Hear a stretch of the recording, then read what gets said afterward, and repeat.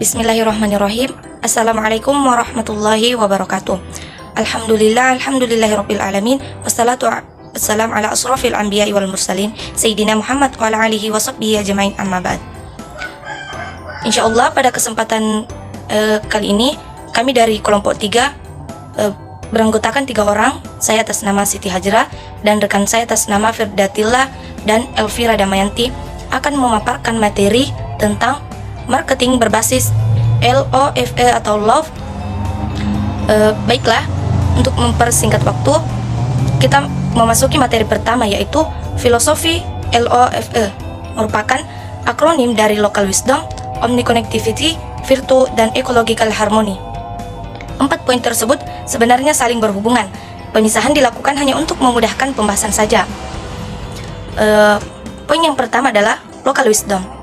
Local wisdom atau kearifan lokal berarti kemampuan untuk berpikir dan bertindak dengan menggunakan pengetahuan, pengalaman, pemahaman mendalam, dan akal sehat yang bersumber dari nilai-nilai setempat.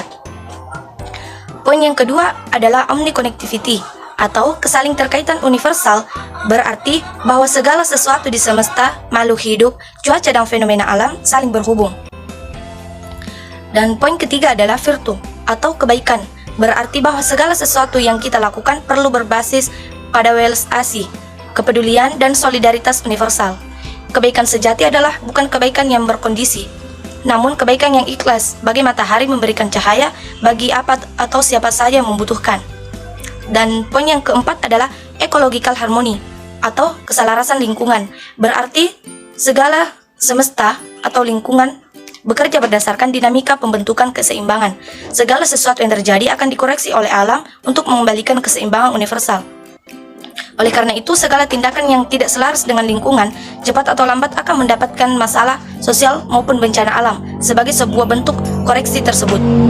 Mungkin penjelasan selanjutnya akan dilanjutkan oleh rekan saya.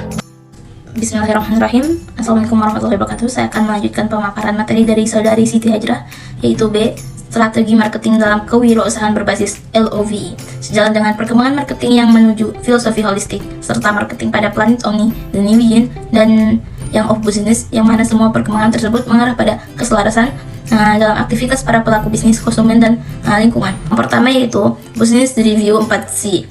Untuk memulai suatu bisnis yang berkelanjutan, penting dilakukan analisis terhadap Business Review 4C, yaitu Change, Customer, Competitor, dan Company. Yang kedua, segmenting, targeting, dan positioning analysis. Segmenting adalah suatu proses membagi pasar ke dalam kelompok pelanggan tertentu yang memiliki perilaku yang sama atau memiliki kebutuhan yang sama, yang relatif sama, yang sering dijadikan dasar segmentasi pasar. Di antaranya adalah berdasarkan variabel demografis, geografis, psikografis, dan perilaku. Yang kedua yaitu targeting, adalah suatu kegiatan mengevaluasi dan membandingkan kelompok atau segmen yang teridentifikasi untuk kemudian dipilih salah satu atau beberapa yang memiliki potensi yang tertinggi. Yang positioning adalah strategi citra produk dan badan usaha di benak konsumen agar dapat dipersepsikan memiliki keunggulan yang berbeda. Yang ketiga yaitu feasibility study, untuk memproyeksikan keberhasilan dan resiko aktivitas marketingnya yang akan dijalankan. Penting dilakukan perhitungan terhadap potensi pasar, tingkat pertumbuhan pasar, dan pangsa pasar. Untuk itu diperlukan adanya data terkait target pasar, pertumbuhan target pasar, proyektif penjualan, dan pesaing. Keempat yaitu analisis STOWS. Matriks STOWS digunakan untuk meningkatkan strategi secara sistematis dengan mempertimbangkan hubungan antara kekuatan strengths, kelemahan weakness, peluang opportunities, dan ancaman threat. Demikian akan dilanjutkan oleh saudari Firdatillah. Bismillahirrahmanirrahim. Baik, pembahasan selanjutnya yaitu mix strategi dan budget. Perumusan strategi bauran marketing beserta anggaran baik meliputi 4 bagian, yaitu produk, harga, tempat, dan promosi. Untuk bisnis jasa yang selaras dengan segmentasi, penargetan, serta penentuan harga harus dilakukan secara terintegrasi dengan mengutamakan jaringan nilai seperti lingkungan, pelanggan, pemasok, dan pengusaha. Yang selanjutnya digital. Digital itu sendiri merupakan metode marketing yang tujuannya untuk mempromosikan brand melalui berbagai jenis digital seperti teknologi SMS hingga sosial media. Lalu ada tradisional versus digital. Menurut Kertajaya dan Kotler pada bukunya 4.0, terdapat beberapa perbedaan yang cukup signifikan pada zaman sekarang.